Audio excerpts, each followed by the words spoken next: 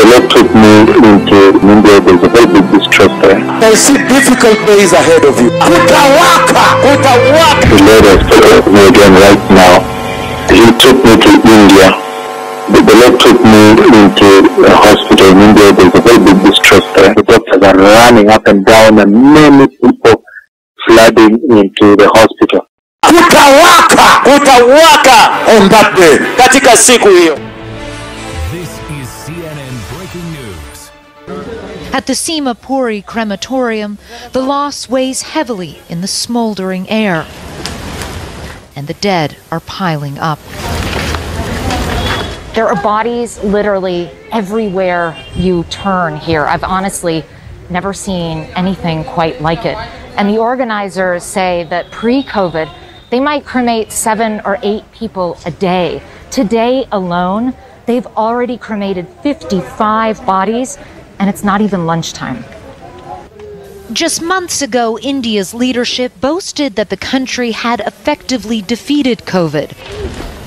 Now it has set global records for new cases as a terrifying second wave ravages the country. Jitender Singh Shunti says he and his men don't even stop to take breaks. And still, they can barely cope with the flow. A volunteer approaches. They've run out of tables for the bodies, he says. Then adds that his mother died from COVID the night before. I see the Lord took me into India. There's a very big distress there. You see a lot of people swarming into the hospital. I see the lack of equipment now. There's no equipment. The doctors are running up and down and many people flooding into the hospital. Meanwhile, another female patient with low oxygen passed away after she was brought to the GTP hospital. While the doctor tried to save her by giving her CPR, patients could be seen lying outside the emergency ward with people pleading hospital staff to provide their loved ones with oxygen masks. India's healthcare system is under severe stress.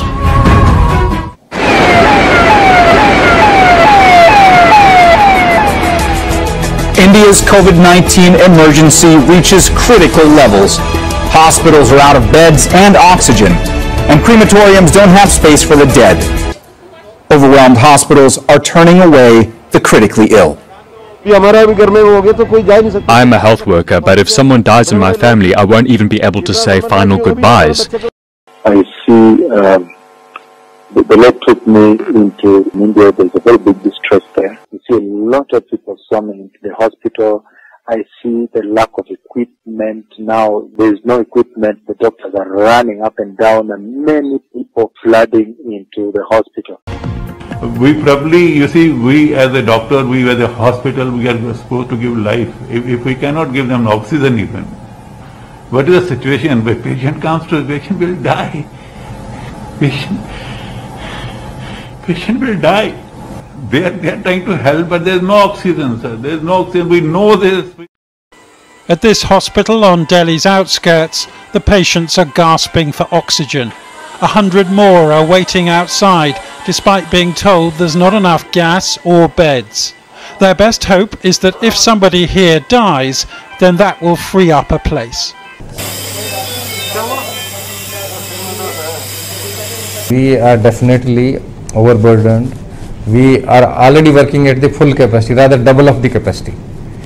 Our initial ICU beds were less, but now we have increased just double the number of ICU beds. The Lord has taken me again right now. He took me to India. The Lord took me into a hospital in India. There's a very big distress there. The doctors are running up and down and many people flooding into the hospital. Kutawaka! Kutawaka! On that day. Katika siku hiyo. 22-year-old Vishwarup Sharma believes he is living in hell. 3 days ago, he drove his critically ill father, who contracted COVID, to a Delhi hospital and pleaded for help. With no beds, no oxygen, they were forced to wait outside. He was saying, I am going, I won't be able to breathe, I need something, I need more medicines, but nothing is provided to him. And he died in front of me. Overwhelmed hospitals have been the worst case COVID scenario for most nations. But this is horror on another scale entirely. The car park of a temple, where families who've been turned away from emergency rooms take their dying.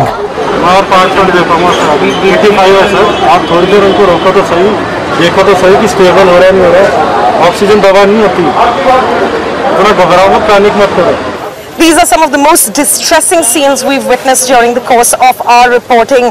And this isn't even a hospital. It's a Sikh temple where they're just helping out with oxygen and basic care. It's 45 degrees and it's so hot that the volunteers cannot even wear their PPEs. And people just... 4 years later, 4년 후에 when they are fulfilled, 성취가 되었을 때 놀라운 것은 shake the whole earth until now. 지금까지 지구 전체를 흔들어 놓고 있습니다. And I said in that prophecy, 제가 그 예언에서 이렇게 말씀드렸습니다. that a big disease come into the earth. 지구에 큰 질병이 올 것이라고 말했습니다. Number 2, that disease would come from Asia. 그리고 두 번째, 아시아로부터 창궐 할 것이라고 얘기했습니다. 세 번째로, India would be affected. 그리고 인도가 영향을 받을 것이라고 말했습니다.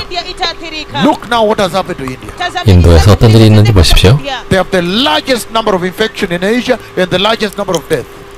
그리고 그 아시아에서 가장 큰 감염자가 있었고 또 가장 많은 사망자 수가 나왔습니다. 며칠 전에 그 1,500만 명이 있는 첸나이시가 완전히 차단됐습니다. Just a few days ago. 며칠 전에. And at one point they locked the entire 1.3 billion people. That is historic. 네, 그리고 한때는 그 14만 명 인구가 완전히 격리 조치됐었습니다. 이것은 역사적인 것입니다.